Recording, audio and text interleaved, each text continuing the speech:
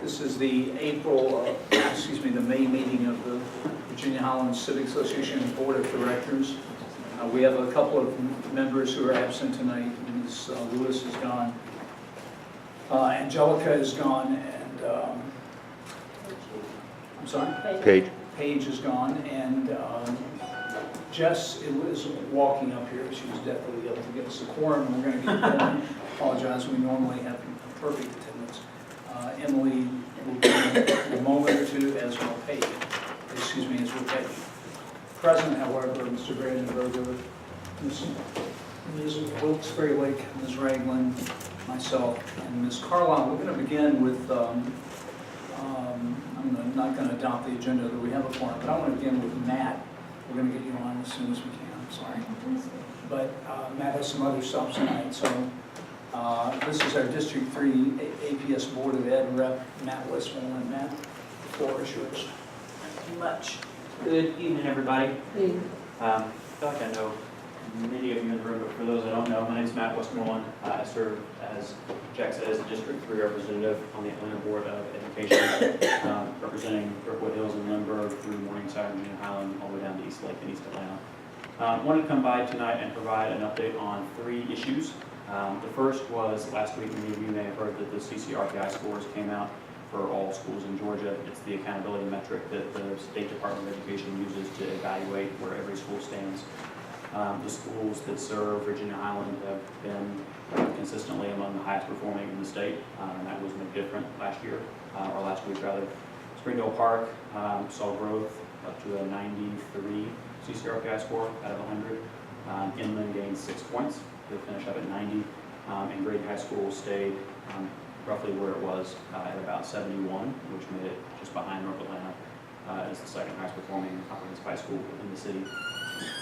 The second major thing that happened last week was after 8 months of conversation, first with the administration and then with the community, the board tentatively adopted a $743 million budget.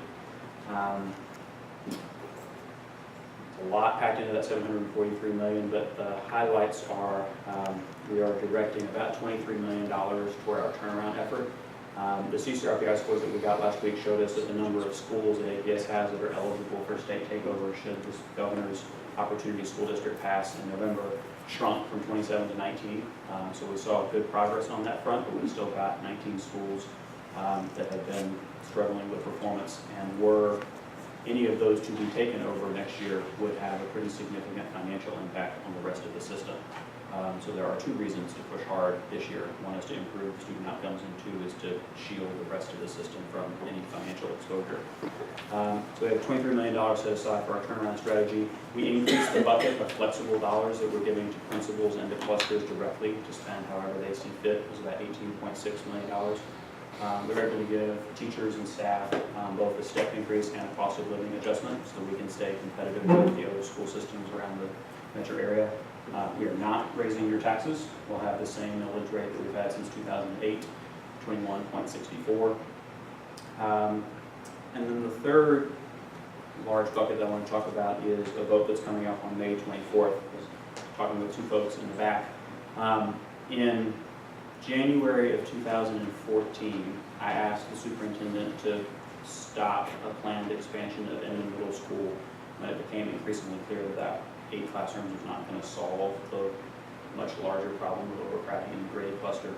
And that led to a February community meeting, a May community meeting, and a September community meeting where we came together at the end and outlined a plan that would involve a $33 million renovation in addition to Grady High School, a $47 million investment in the Howard Building in Old Fourth Ward to transform it into the cluster's new middle school, a renovation of Morningside Elementary School, which is actually the lowest scoring facility in the district in terms of being suitable for children right now, and using Inman Middle School for elementary school space once the renovation at Morningside is done. And wrapping up was a plan for some field space on the Walden site. Grady Cluster doesn't have a dedicated baseball field and softball field. They have to drive to Trim, about 5.5 miles away. And we are trying to move that field space significantly closer to Inman and Grady. All of those things together cost about $113 million. We've got 13 of it sitting in a pot from SPLOST 4. The next SPLOST vote on May 24th, it's a county-wide referendum. They have passed in the past. The one on May 24th will pass as well. But I am coming tonight to ask for your support on that endeavor and to encourage all of your neighbors and community members to support it as well. It's a significant investment in this cluster because this cluster hasn't seen that significant investment in some time. System-wide, there are renovation projects in 7 of the 9 clusters. This SPLOST will also allow us to replace our bus fleet. The people who have children in the room are aware of the bus problems we've been having this year. It'll allow us to replace our fleet, to make upgrades to our athletic facilities, to demolish abandoned buildings that APS has under its ownership, but that nothing is going on inside, and to make technological upgrades in schools across the system. I have flyers here. I will leave them for you if you want to pick one up. I'm also happy to answer any questions about those 3 topics or any other question you have. Yes? One question I have regarding the SPLOST, if it passes and then there are some of these vulnerabilities that kick in with the schools being that would not be shielded to APS and budget, the SPLOST going to be shielded from that impact or not? Yeah. That's a good question. We get to decide how to spend the SPLOST money, and we have a budget that we approved in February that outlines everything that I just said, but it's also changeable if the board votes to change it. We have dollars that are geared towards renovation projects at schools that are currently subject to being taken over. And so if it became clear from the governor's office that he was going to take over a certain number of schools, we could move those dollars somewhere else.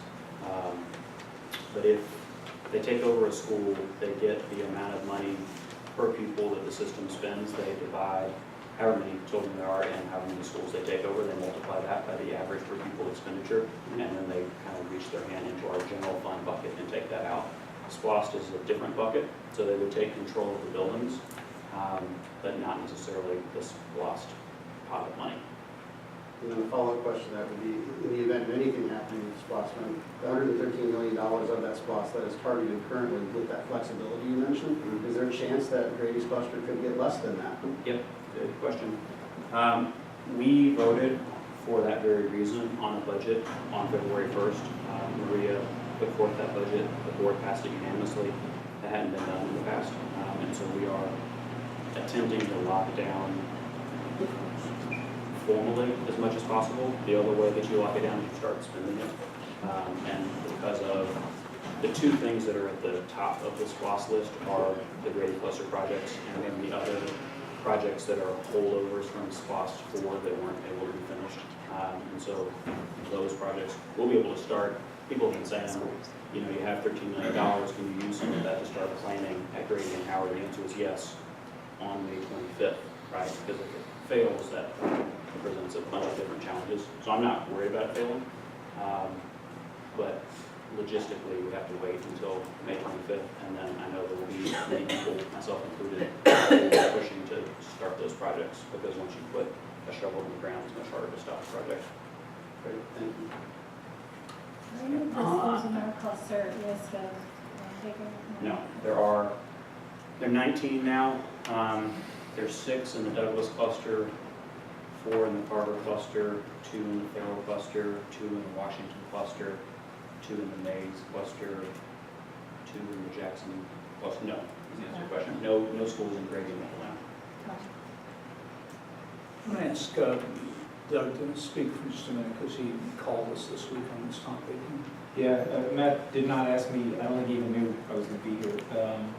But in addition to what he said about trying to get out the vote, I think, and I've thought about this for a while, I sat through all 3 meetings, and if you saw how contentious the first 2 meetings with an Inman auditorium packed full of people were pretty upset at the first meeting. They were rather agitated by the second meeting. By the third meeting, I've never seen so many people in agreement. And it was weird. I mean, especially if you had been at the previous meeting, everybody seemed to love this plan. And the superintendent stood up and said, it's going to cost money though. So if this thing doesn't pass, then all bets are off. But beyond what Matt said, Matt's focus on the schools, I think this has a number of direct benefits to our community here, specifically, especially if you consider what the alternatives have been. And frankly, it benefits Old Fourth Ward and Midtown. But just focused on our greedy Virginia-Highland here, not talking about their benefits, I think it offers the prospects of better traffic on Virginia and Park. I think it may solve some of the bus problems. Even if they eventually make it an elementary school, it's still going to be smaller than it is now. It is probably the plan that will get the trailers out of there sooner rather than later than if we have to go back to the drawing board. And it leaves, whether if you were upset about the trees, the SPLOST vote is for you. If you were upset about fences, the SPLOST vote is for you. In fact, almost anything any Virginia-Highland resident has brought up, this vote seems to further your cause in some way or other with no net additional increase in taxes. So I heard her loud and clear, and she didn't even talk about any of that. So I think from our standpoint, from Old Fourth Ward standpoint, if you have kids, obviously you care about it, but I haven't heard a single argument against it so far, and I'd be happy to engage anybody who had an argument against it. So I'd encourage, I don't know to what extent the VHCA can offer an endorsement of that plan, but it definitely hits a lot of our residents' goals, I think. And to add on to that, full disclosure, I've been in the local school council for Springdale Park for 3 years, been involved with the PTO before the school even opened, and served on the board there as well for 4 years. One of the things that's really frustrating for Atlanta educators in our cluster is that you routinely hear across the entire district, we have to meet students where they are, right? But very often you don't hear the other half of that, which is we have to help them get to where they need to be. You have a student, that you meet them where they are, and they have potential. And a lack of facilities and a lack of space is not helping us help our students get to where they need to be. And I have seen, like you said, I have seen within the community people who were contentious and against it and violently opposed over the last 6 months or so come around to see that there's logic in this in terms of long-term planning, even outside of Virginia-Highland, because we are interrelated, we are interconnected, and communities and things don't just happen in one area versus another. So I would echo everything that you said. Any other questions for Matt or anyone here? I'll add that I think the turnaround that Doug referred to between those earlier plans was that the third one was where the board did present a plan. It was a plan for fixing Howard, for sending the middle school there, for using the inland facilities, for temporarily is the current projection, I think, is to house Morningside there while that building is fixed up, and then to permanently return to elementary school. Given that there was a chance that it could have been a high school, it robs them of the chance to have used every facility. But I do think it is more congenial, it's more compatible with the neighborhood. It does get the trailers out, which will be falling down. This is not a vote on aesthetics. The sunk cost of repairing them will be ridiculous in a few years. And so this is the first comprehensive plan I've heard in 25 years from the Board of Education that was not just trying to stick a finger in a hole in the leaky dike, but was trying to get out in front. So we can only say God bless. I think we could certainly entertain a motion if anyone on the board wanted to make one, that we write an article about the referendum. I'm sorry, the date again, Matt? May 24th. So it'll But feel fit free to nicely vote early. just before our voice, and you can vote early. Yes, ma'am, did you have a comment? No, Oh. it's just over your head. We'd be glad to hear from her too. If you choose to use public schools, you'll be glad of all of this. So is there a motion that we support the referendum and write an article to that impact? And Doug has offered to write his own article as well. So there's a motion, there's a second. Lauren, can you comment? So we are motioning to support a referendum. Take We're the asking board to this- take an opinion on that. Yeah. Have we ever done that before? Yes, we did. We did on the last SPLOST, or what have we done? No, we didn't do it on the last SPLOST, but the board has frequently taken positions on public referendums. We do it like on the bond, the bond, And we don't have to, the infrastructure. Yeah.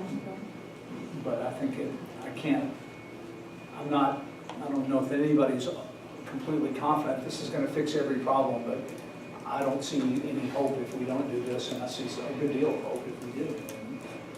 I think as Doug mentioned, it does accomplish a lot of the goals that were discussed in our education committee and on our board and in our articles throughout the whole process. we've been in a tough spot in many cases here supporting the need for education over the wishes of some of the adjacent neighbors who have suffered an unusual amount of traffic and other loss of privacy difficulties here. So what we've always said was that we saw a light at the end of this rainbow. I'm sure you all want to support. Any other comment or thought? No. Any other comments or all? There is a motion on the floor. Any comments by anyone? Questions? Comments from the board? All those in favor, please raise your hand. All right. Seeing none opposed, it's unanimous. Thank you for coming, Matt. Leave the material behind, and Doug has already done a draft of an article that it may be his, and we may write a separate one. It was a good article, and thank you all for coming by. Sure. Thank you for being here, and good luck with this. Appreciate it. All right, and Thanks, man. I'll chat with you again on that other matter. Yep. Thank you so I'm much. on it. Bye. I'd like to formally, with the quorum here now, Ms. Gilbert and Ms. Berg here and Ms. Wyndham, adopt the agenda as proposed. May I have a motion for that? Any objection? Without objection, let's move back to it. I'm sorry, we do have APD officers here. We always recognize Sergeant Smith. Sir, the floor is yours. Thank you for coming. Good evening. Sergeant Lane. Appreciate it more. Starting off on a good note for Virginia-Highlands area, crime is showing down 18%. I know we've had some robberies, and our larcenies are up a little bit. I'm sure that the most concerning one is one with the mental shot over at 1186 Park Place. So I'll go over that just a little bit. That was around 1:30 in the morning. The victim was leaving the dark horse. He was headed home when he was approached by two black males wearing dark colored hoodies and masks. The victim had a handgun, and he produced his handgun after they told him to give him his wallet and everything. It is believed that he had two self-inflicted gunshot wounds when he was trying to retrieve his weapon from his waistband, and that the two black males did return fire, striking him once. So it's believed that as he fired at the two black males, one of them was hit, but they didn't show up at a local hospital, which is not uncommon considering they were involved in robbery, because anytime you go to the hospital, they always call us. So that was an account from one of the other witnesses that we had. There were some discrepancies in the make of the vehicle that was seen fleeing. We have a black and color four-door small and mid-sized sedan. Another is a golden color Toyota sedan, and then a white Dodge Challenger. So those are pretty distinct and different. So the investigation is ongoing for that case. The other one, the one I'll bring up, is from 816 Highland Avenue, and this one was also around 1:30 in the morning. A male and female were leaving the Warm Bar to their place on Virginia Avenue, and when they got to the apartments in the courtyard, they were approached. Now the good news on this one is that one of the items that were stolen was his guitar, which was a unique guitar. He had the serial numbers, and the victim did some legwork himself, notified the local music stores and whatnot. Two gentlemen went up to a guitar store up in Marietta, and the manager just received the email about it, and it sparked his mind that, wait a minute, we just got an email on this, checked the serial numbers, and it was in fact his. They contacted Marietta PD, they showed up, and they were to arrest the two males. Legally, they were only charged with theft by receiving stolen property. However, our investigators have secured warrants for the two males for armed robbery, possession of a firearm or convicted felon, and possession of a firearm during the commission of a felony. And our fugitive team is currently trying to these individuals now to reside over in Zone 1, Northwest Atlanta, 2500 Center Street. So, at least we have one of those, and hopefully we'll pick up sooner than later. And other than that, do you have any questions, comments, concerns? Yeah, victim on the prior potentially, Yeah. Yeah, he had one gunshot to the top of his foot, one to his thigh, and one to his elbow. It was believed that the one on the foot or thigh would have self-inflicted. What was the stat you had said earlier on about overall crime? Down 18% for the month, so. 1 month over 1 month, or looking back at the same month a year ago, or? Yeah, like this month to last year, it's down 18%. So, there is the uptick in larcenies. So, again, with that, we encourage people to remove all your items from the car. 9 times out of 10, we have here larcenies and such, it's laptops, cell phones, electronic devices that are left in vehicles, and they come by, I see them, bring them in the car. So that's why we encourage everyone to remove all your valuables. If they don't see anything in the car that's of value, then usually they don't break into it. So. Thank you for coming by, Sergeant Smith. I appreciate it. Yeah. Be safe out there. Thank you very much. Thank you. All right, I think we have no other formal guests or speakers that I'm aware of, if I'm wrong. No, Jamie Helsman is not making it. So we'll move on to the planning committee, and Jack, can I have one announcement? in Ray, What's that? what's it in? From Keep Virginia-Highland Beautiful. Or it's okay, if it doesn't fit the How Keep about wrong. we just, we got a babysitting challenge here, we'll get to you very shortly. Okay, that's it, How about okay, that, thanks. right after the plan? Thanks. So we'll move on to planning. Waldo, you want to go introduce our first case? Yeah, the first one is Greenwood Avenue, and if you don't mind just, Tracy, hopping up and explaining the variance that you're requesting to the board and the audience. Sorry, from here, You can stand there, or you can walk over to the power spot over there. If you like. Wherever you feel comfortable, it's all fine. Any way you like. Hi, I live on Greenwood Avenue, and I'll be closing my front porch.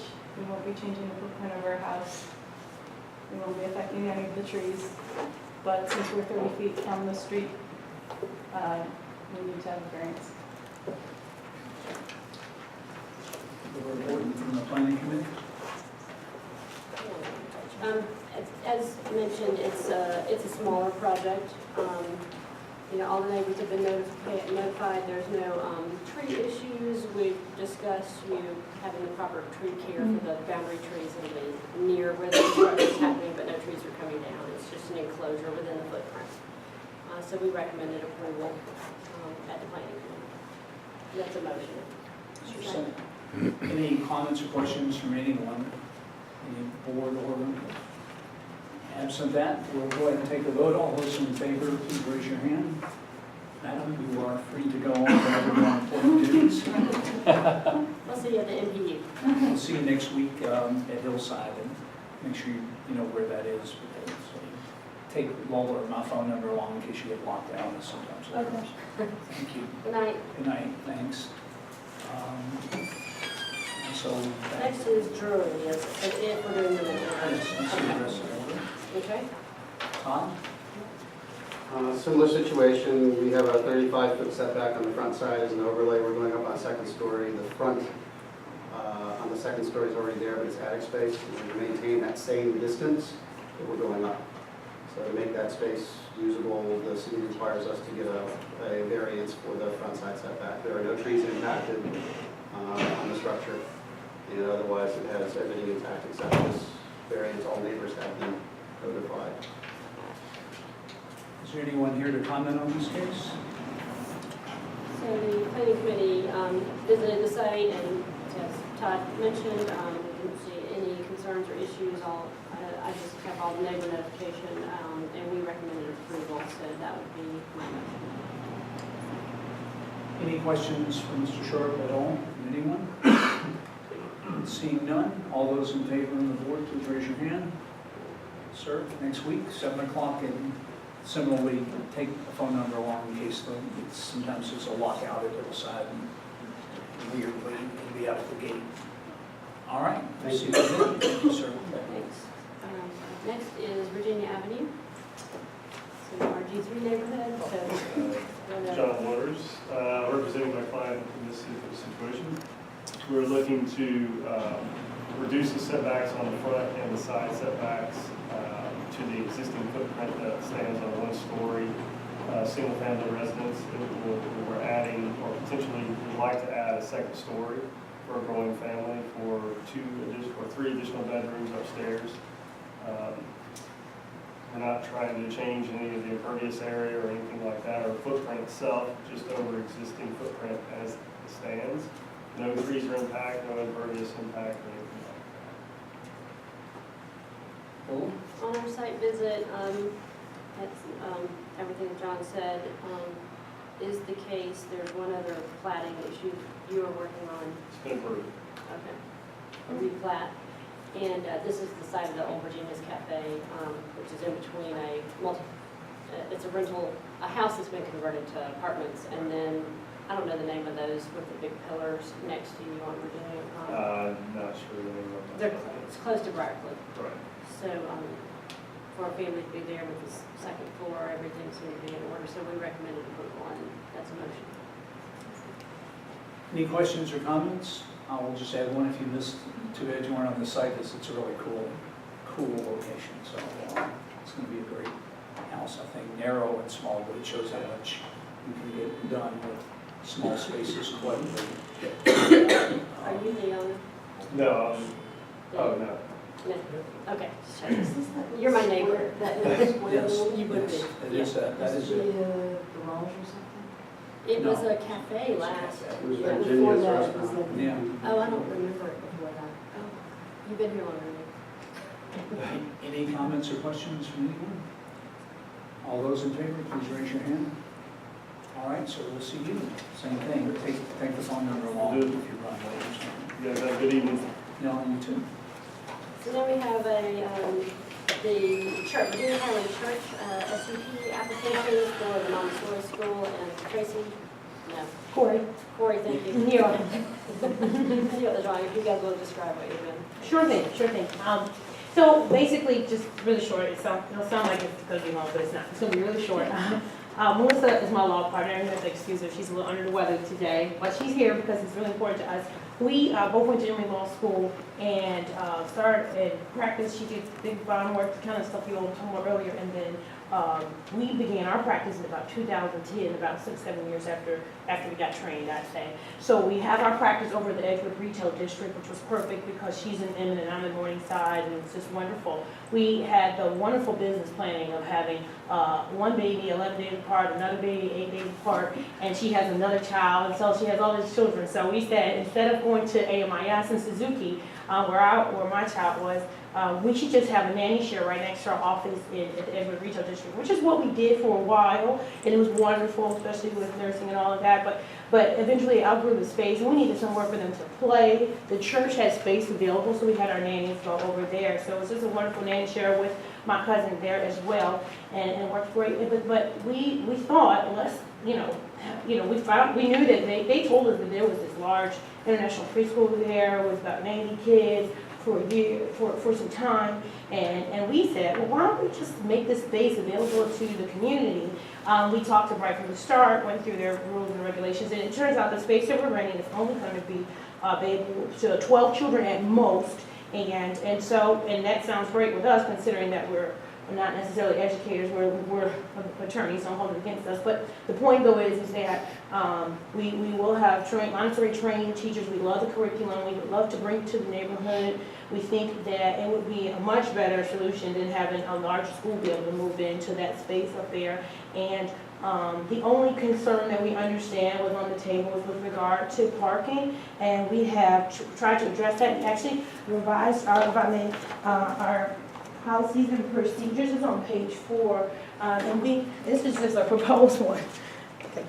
This was just a proposed one that we had to the right from the start, licensing board to say our proposed policies and procedures, but in any event, for the neighbors who experienced a lot of traffic and parking issues, back when that large school was there, we went ahead and put this in there and said, hey, parents, do not, our community is very important to us, do not ever block the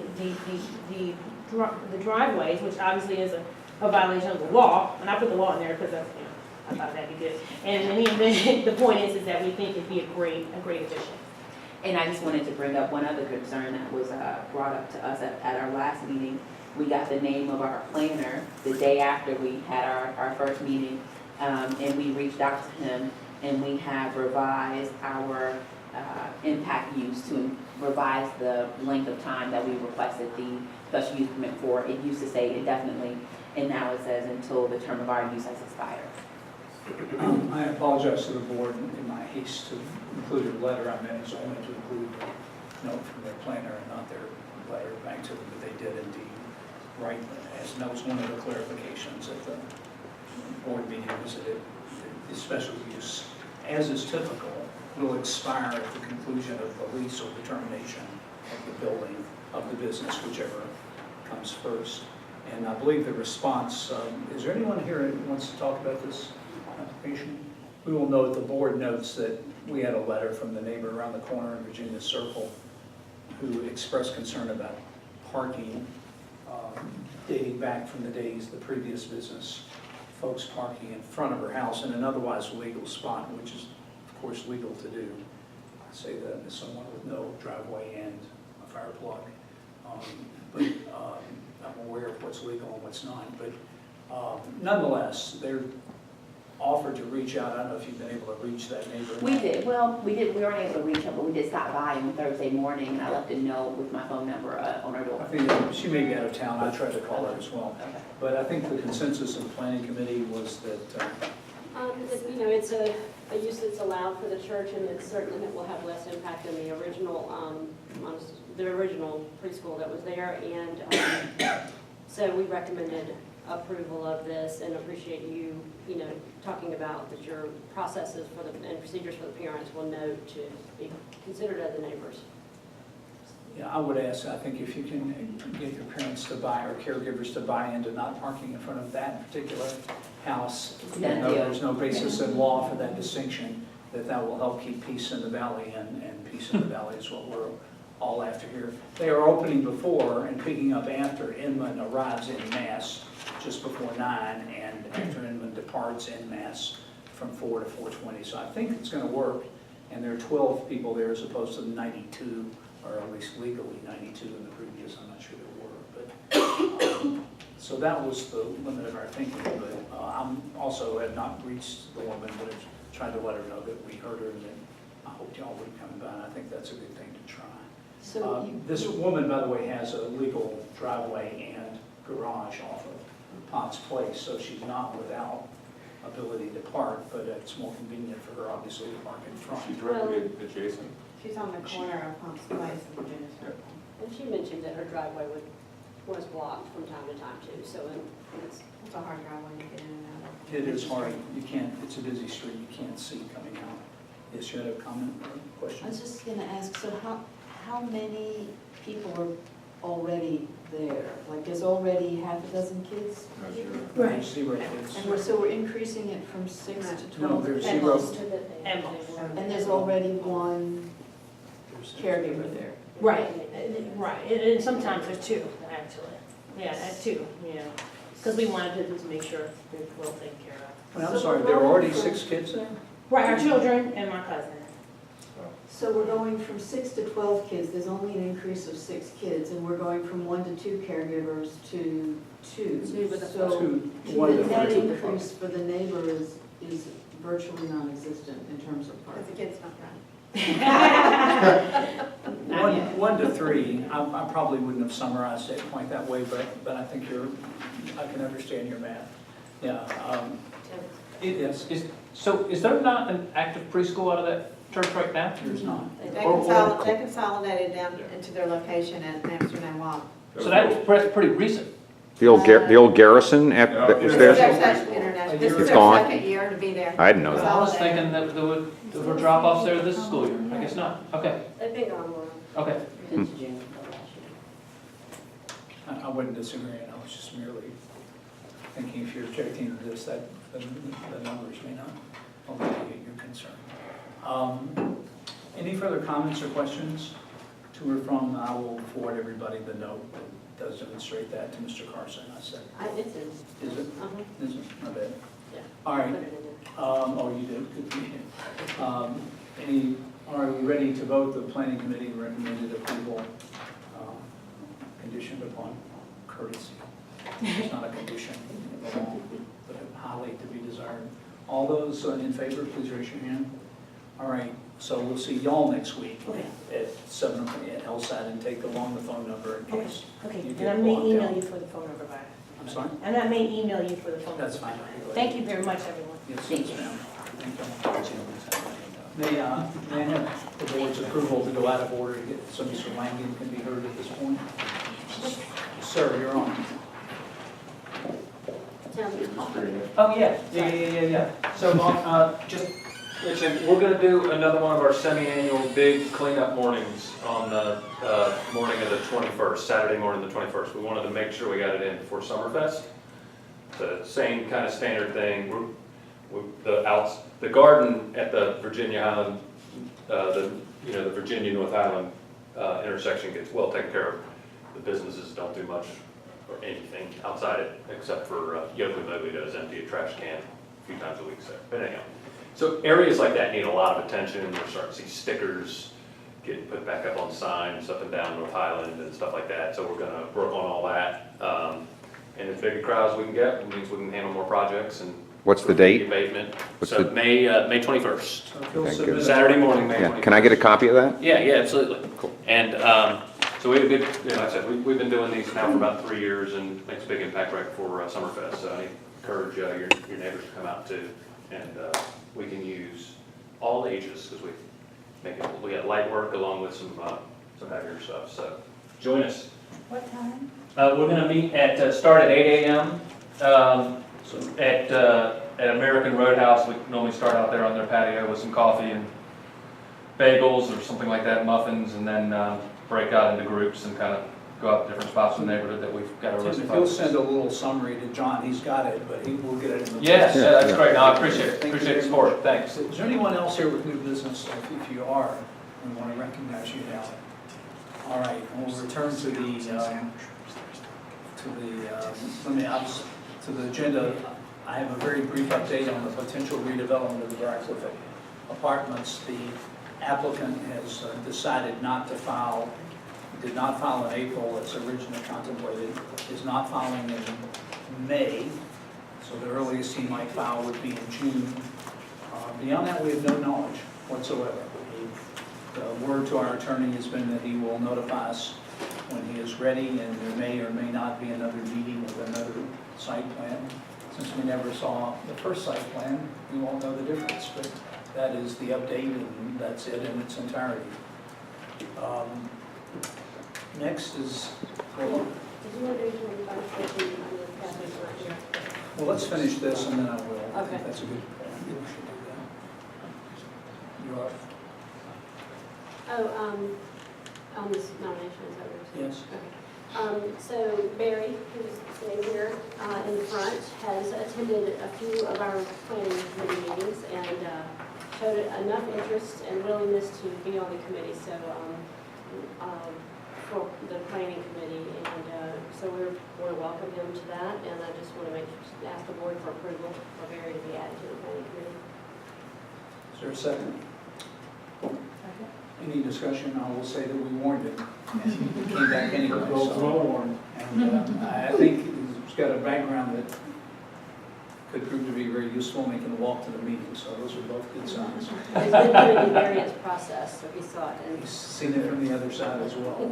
Lola, will you get me his email address so I can add him to the distribution list? Yes, we will. Yep. Any comments or questions? All those in favor, raise your hand. Thank you, sir. Welcome. We'll see you. The meeting's on there, but it's always the Wednesday before the board. You'll start getting all the applications in the mail. And I will just say briefly on Fire Station 19, because Catherine's not here, and I'm so used, we're all used to her doing it. The contract that we hope to have signed with the city, which is our contract, a donation of our architectural services with the city's approval, is not complete. But there is a version of it has been submitted and is being reviewed by, our dread words, our attorneys. And we hope to have a version of it back by the end of this week when Catherine returns, and to try to negotiate it through the city. We're donating approximately $120,000 worth of architectural services. When this gets formalized, we anticipate a public meeting and a plea for some more fundraising on this issue. As I think the board knows, we had selected a very distinguished architect who knows this stuff inside and out, and the particulars of the contract are being looked at, and they will include, as Catherine's and everyone's aspirations, earthcraft, light commercial standards, and appropriate inspection of that to ensure that this is not merely a cool building to look at, but a substantially efficient and energy savings building that conforms to all the precepts of the city of Atlanta, even if the city of Atlanta is able to immunize itself from them. So I think this is a good plan, and we just got to get it through. And I must say it's been a process. It's been interesting, but Catherine has been a champ, and Chip has been great, and it's stayed on track no matter what. So that will be it. On no questions, on to the Parks Committee. David. Yeah, so for those of you unaware, you might recall that Pacific Association has partnered with Atlanta Celebrates Photography on a public photo exhibit that we asked, tried to publicize throughout the neighborhood and beyond for people, either fledgling or experienced photographers, to submit photos that will be on display on 4 banners that will go up at North Highland Park. It consists of about 24 images with the artist's name and title underneath each of the pictures. So submissions were due on Sunday night. It was a little slower than what we anticipated, but there was a rush, not all by John Becker, on Sunday evening. And I think when the final count came in, they've got about 75 images submitted from about 18 applicants. So actually a fairly good selection. I haven't seen any of the photos. I expect to, the board will receive them hopefully tomorrow. And then Atlanta Celebrates Photography actually makes the selections of where it goes. You feel that you're more capable of doing that than us? Than I am, and us perhaps. I'm glad we don't have to go through this. So it's kind of it's exciting. It'll be a neat little project. The goal was really to let photographers express what's great about Virginia-Highland, and then also to utilize the park in additional ways than, or at least more ways than what's being done now. So, that's it. So, yeah, nice job getting them in on short notice, and this could be cool, and we're hoping it will be. The idea was it would stay up most or all of the summer, and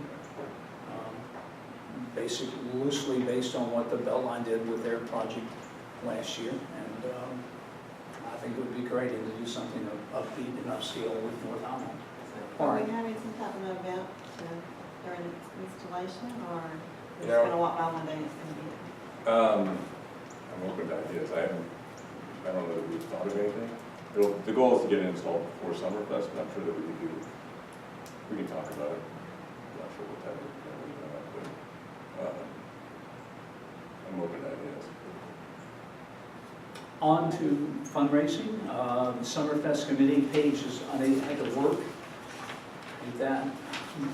Pam did send an elaborate report, reminding those of us who knew Pam in the old days of how things go. No detail too small for her attention, which is a way to success very often.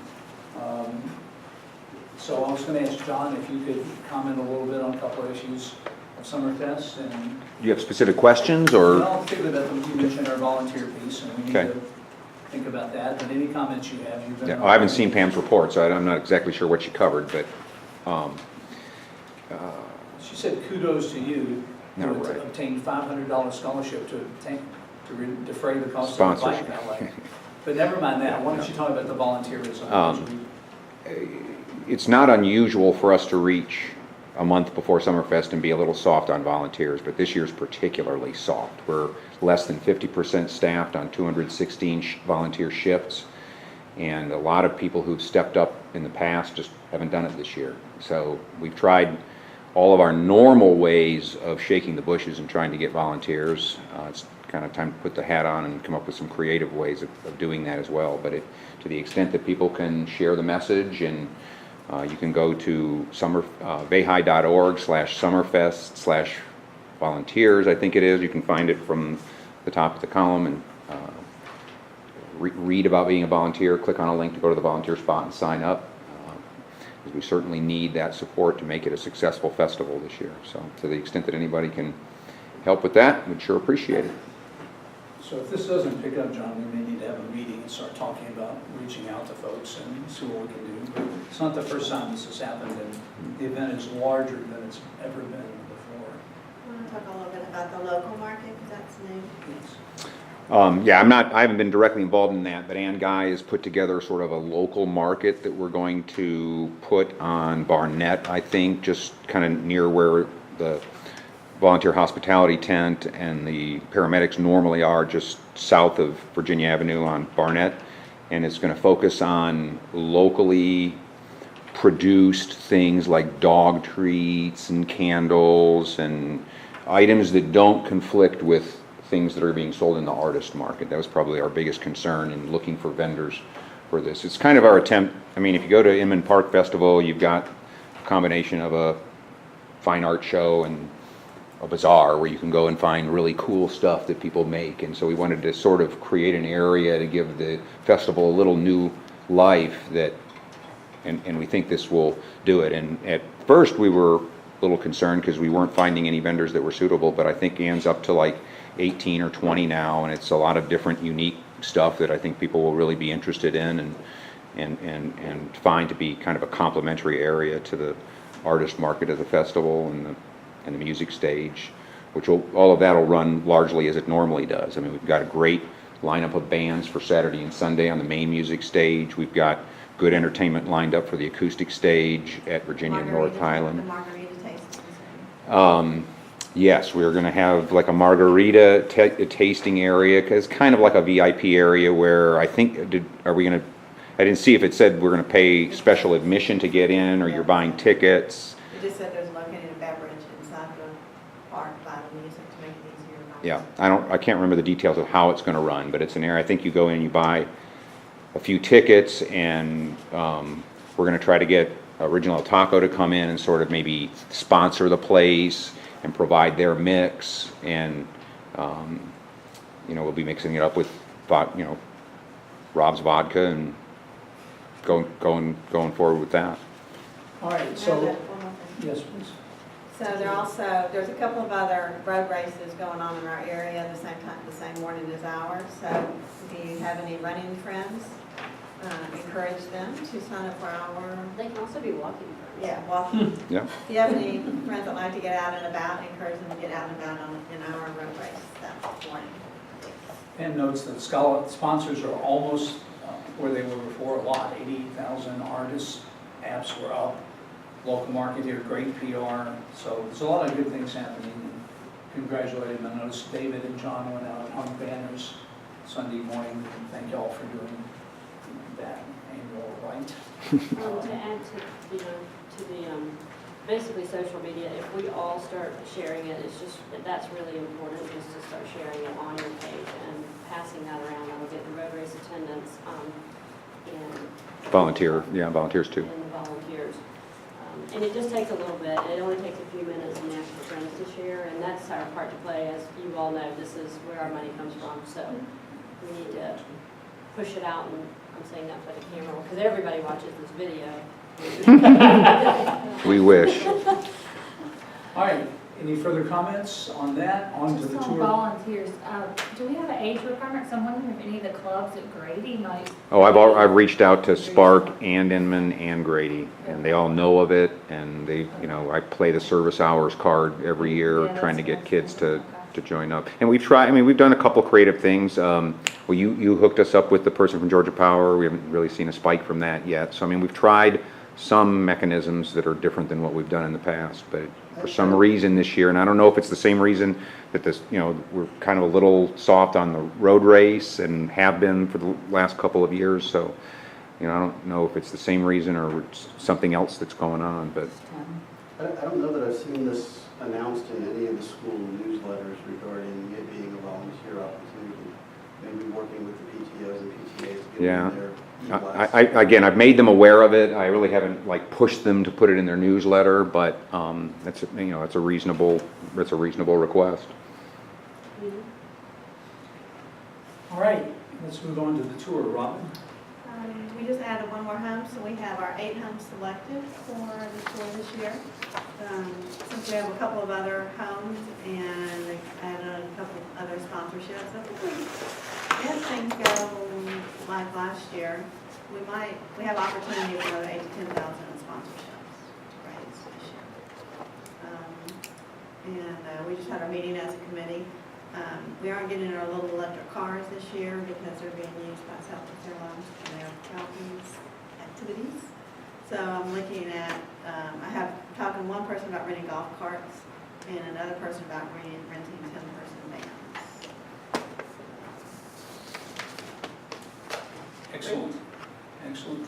Safety Committee, report on the camera project. Peggy?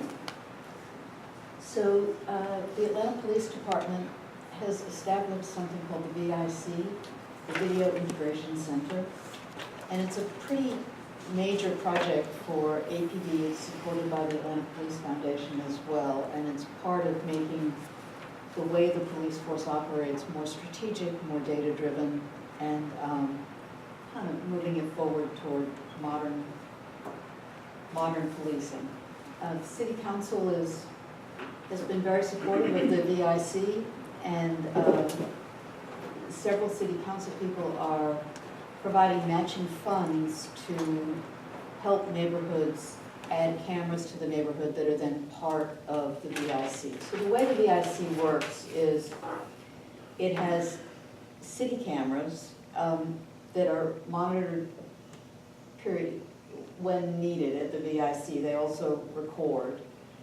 So there's a record of what's going on around an area where a crime may have been committed. And some of those, a relatively small percentage, but some of those cameras are owned by or operated by the city, and then many of the cameras are integrated into the VIC from businesses that have cameras on site. So if a business's cameras meet a standard, they can pay a connection fee and have that connected to the VIC. So they're also looking to greatly leverage their coverage by not owning all of their cameras, but by integrating in with business cameras.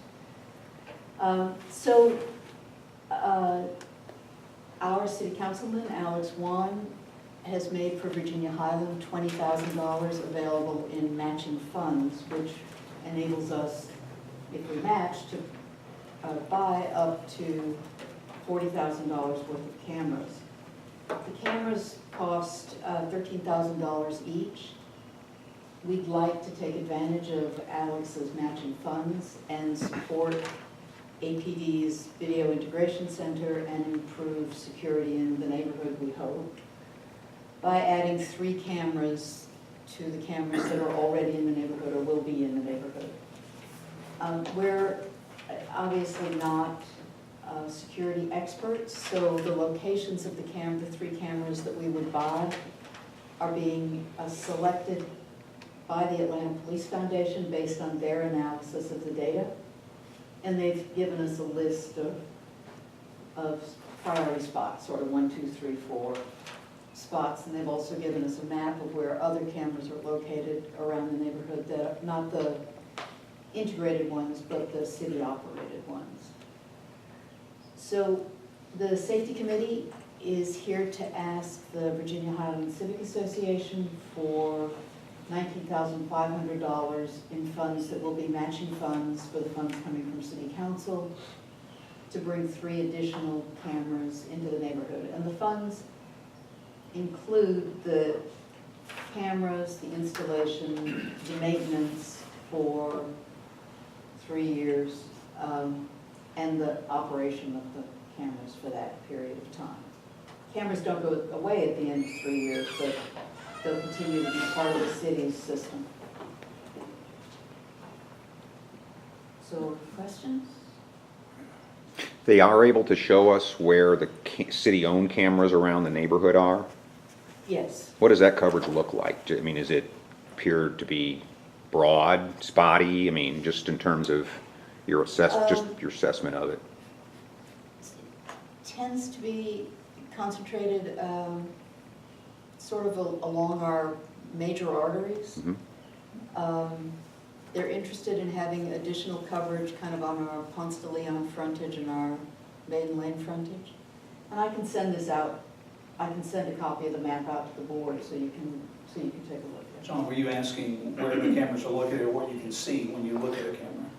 No, I was asking about coverage, where they're, but that your second question is a good one. I was just more concerned with like how many of these are there already, and we don't really know how many business cameras are integrated into the network yet, right? Right. Okay. So to be clear, Alex loves Virginia-Highland, but he offered this money to every neighborhood, even though he loves us dearly. So I would really I've, as you know, committed to supporting this notion personally, at least. I would really like to see a prioritized list, which we haven't gotten yet, of where the Atlanta Police Foundation decided the camera should go and the criteria that they used to get them. And obviously that would include existing cameras. I would like to know which ones they're paying for and how they got, where that money came from. I guess the city did that, is that the impression? What fund did that come from the city, do we know? I'm just curious. Well, that would be nice to know, because it's budget season here in beautiful city of Atlanta. It would help me to know, which cameras we are specifically contributing to. Not that I exactly have, I think every camera is presumably important, but I'm sensitive to the fact that we're being asked for $20,000, which is a lot of money, 19.5, of our money, which is a lot. And I would like to be able to at least have a notion of what tangible results we can get. And it would help me to know what the criteria were for selecting the locations. And they don't have to be perfect, but I would appreciate hearing something other than crime analysis. And then the last thing that Ms. Masters wrote, she's from the Police Foundation, that caught my eye, was I agree, we all agreed that the notion was to let the Police Foundation do this, because they would presumably objectively do it based on some known criteria, and I think that's the way to go. And as I said, I can support the concept. But then I didn't understand the remark made in the last email I saw about maybe we should stick one on Briarcliff Place because of the robbery that just occurred there. That didn't strike me as being driven by systematic analysis, but rather as a reactive PR kind of thing. And the other challenge, last challenge I had with it is I'm trying to figure out, just as a board member, how, we're an association of citizens, not businesses. That's the bylaws that were arrived on years ago for reasons when this is not always the way it is in Atlanta. Candler Park and many others, businesses can join for better and for worse, and I think it's probably both. But we don't have to debate that now. So I guess my question is, and I would appreciate a recommendation from the safety committee about that do ours focus primarily on residential areas? Because we're an association of residents. I understand it was a resident that got robbed outside the Dark Horse, I got it. But the city put one in at front of the Burger. And so are they putting them, I'd like to know where the ones they're putting in are, so we can understand where we focus our activity. They're doing commercial areas, you suggested, so we do, I've never seen a prioritized list